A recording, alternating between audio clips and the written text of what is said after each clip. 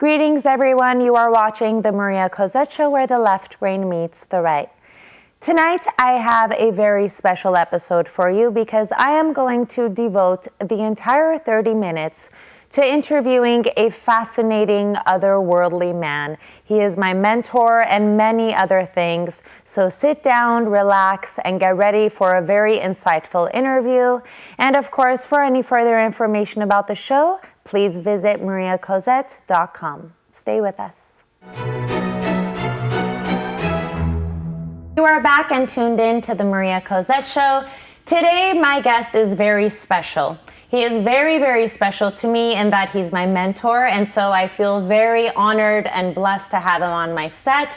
He is an absolute multifaceted professional. He is the Associate Dean of the School of Business at Woodbury University. He is the Director and Chair of the MBA program there. He's a writer, he's a difference maker, he's everything. Dr. Satinder Dhiman, welcome. Maria, I am completely delighted to be at this show. Me too. Yes. I thank you for providing me the opportunity to share some of the things that I've learned in life. Oh, of course, Dr. Dhiman, it's absolutely my pleasure. And before we start speaking, I'm going to ask you about your colorful journey in education and all of that. But I do have to make mention that you inspired me to pursue my doctoral degree. And we met at Woodbury University as an MBA student. Yes. And you've been there now 30 years? Yes, so quite some time, yes. Yeah. So tell me about your journey leading up to it, and then of course we'll go back to Woodbury because that's how we met. Yes. Yeah. I would like to say that my life has been a series of fortunate events, especially when it comes to education. So I was, as you might have guessed, or the viewers have guessed, I'm from India, and I was born in India, and I was born and raised there. So half of my education is from India. When I came to this country, I had 2 master's degrees, and I was already a university professor over there. And I used to teach there at a school which I would call top school in the North India, like the Stanford of India. Right. And I was 21 years old.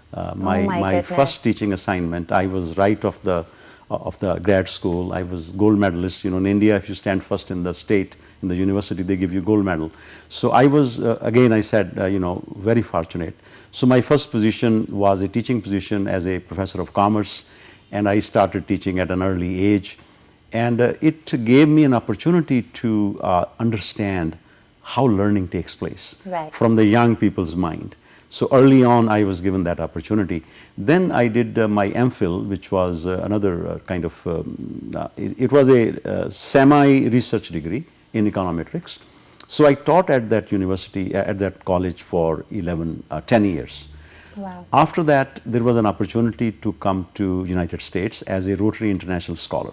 So again, series of fortunate events.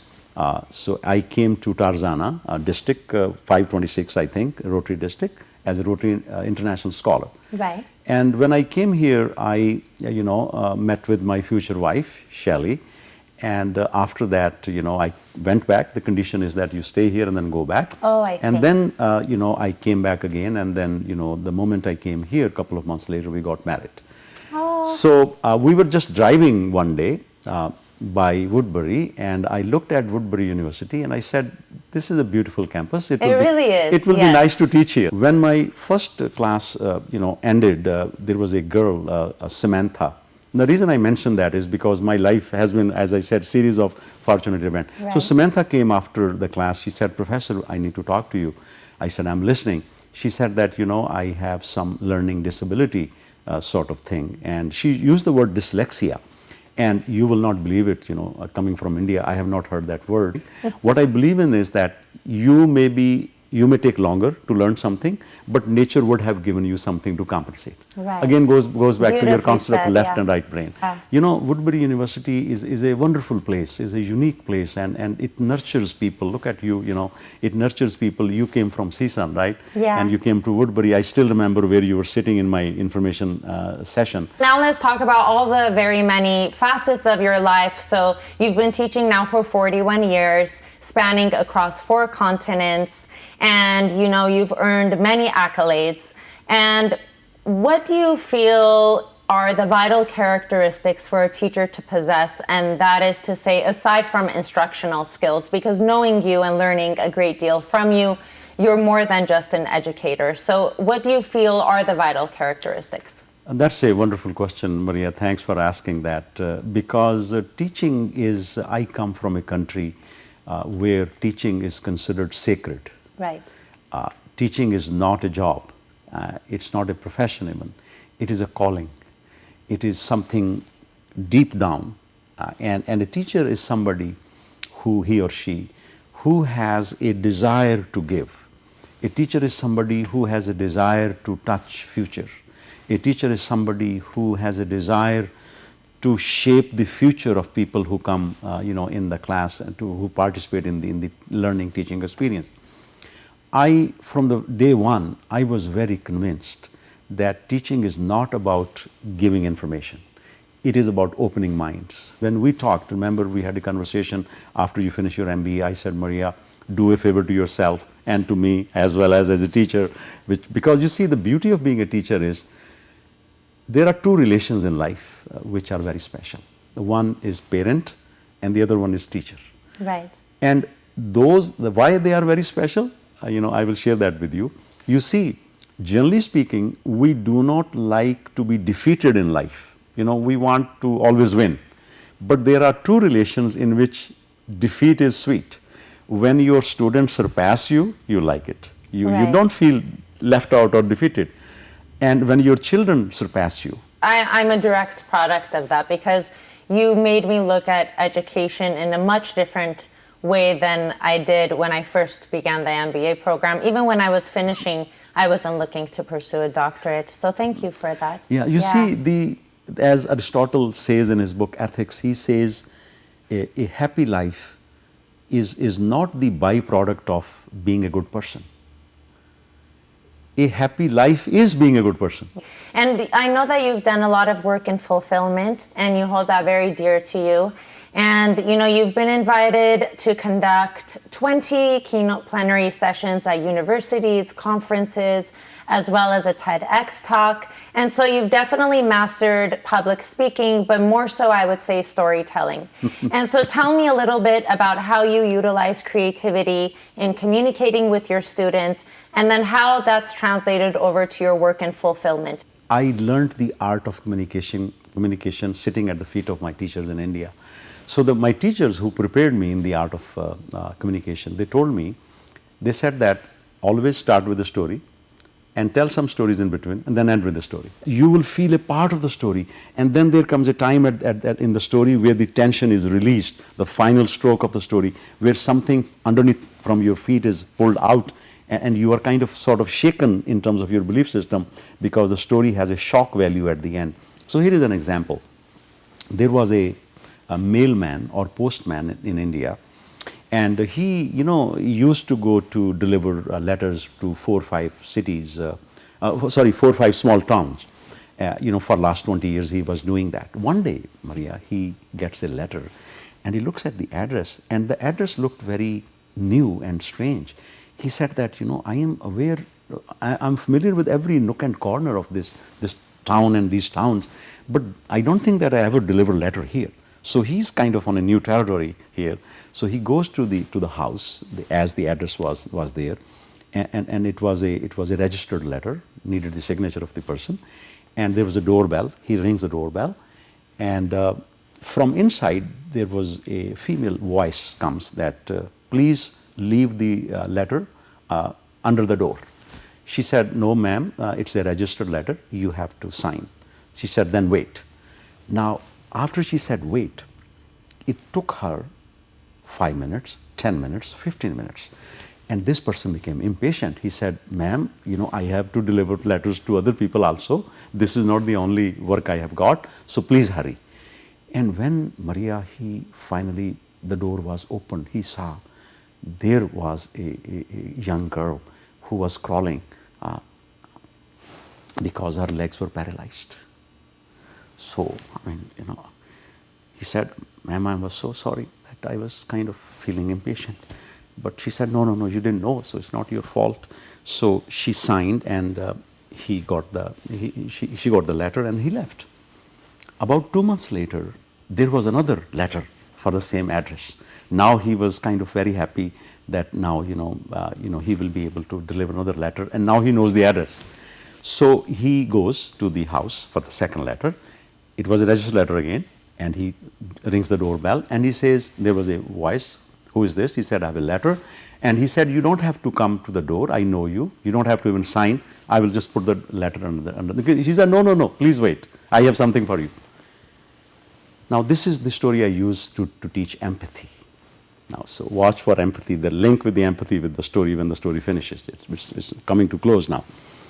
So she said, wait, I have something for you. He said, what would she have for me? And I don't need anything. This is my job. I don't need any gift or something. Right. So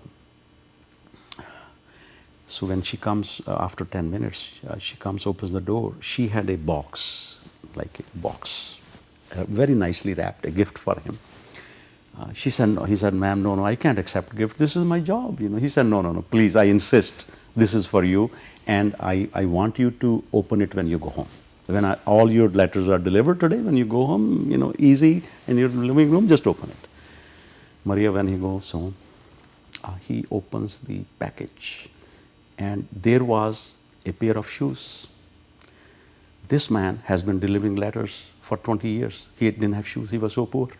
Oh my goodness. Nobody noticed. She noticed. Except her. Oh. Because you have so many facets to you, why do you think it's important for professionals to have a creative outlet or another part of them that they, invest time in and energy aside from their everyday profession? Maria, creativity is a very a beautiful thing. And I believe that everybody is a one-time only limited edition. You are a one-time only limited edition. There is nobody in the universe ever was like you. Everything about you and everybody else is so unique. But the whole problem is the whole culture wants us to become like everybody else.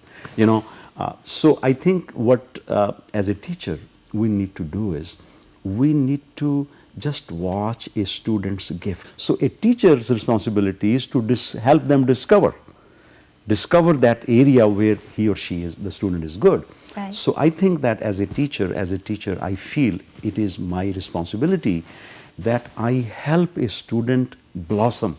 Everybody is not cut out to do PhD.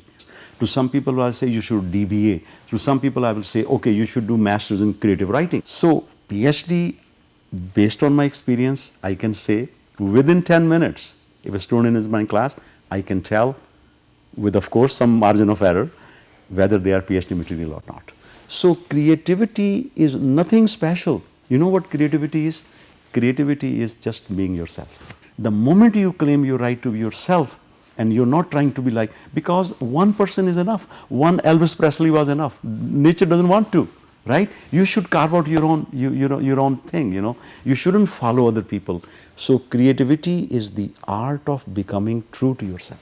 You have to say my favorite story that I, in fact, try to tell my students, and every time I tear up and I can't finish it, so I just write it to them on the announcement board. So there was this student, and his teacher used to live on the top of the mountain.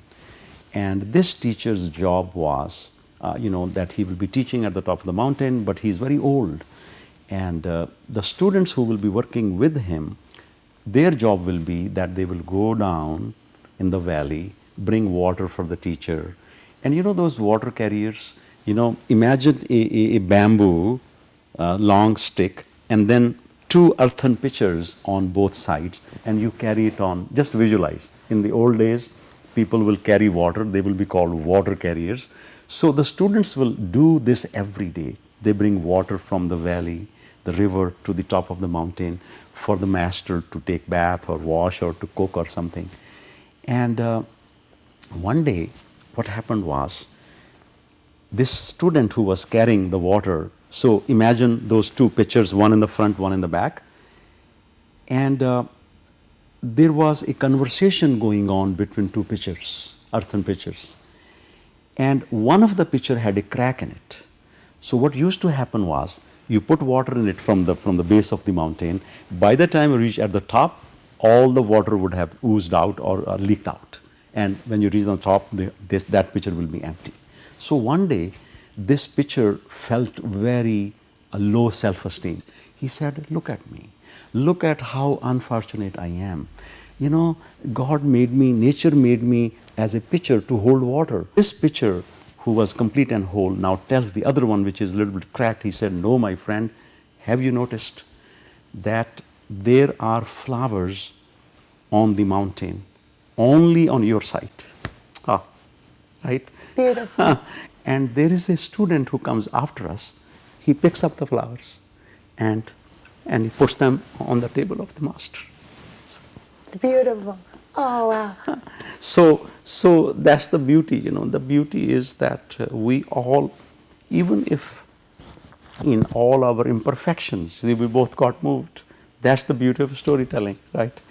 So the beauty here is that as a teacher, as a human being, it is our responsibility to help each person. Thank you so much, Dr. Dhiman, for being here. Really, I can't even articulate and put into words what it means to me for you to be here, and really what my viewers have received from this interview with you. I'm sure they've learned a lot and gained a lot of insight. And again, thank you so much. Thank you so much. I feel blessed to always know you. And of course, please stay tuned for more of the Maria Cozette Show. That's a wrap for the Maria Cozette Show. Dr. Dhiman, to know you is to love you. Thank you so much for coming on my set, sharing your stories and life experiences.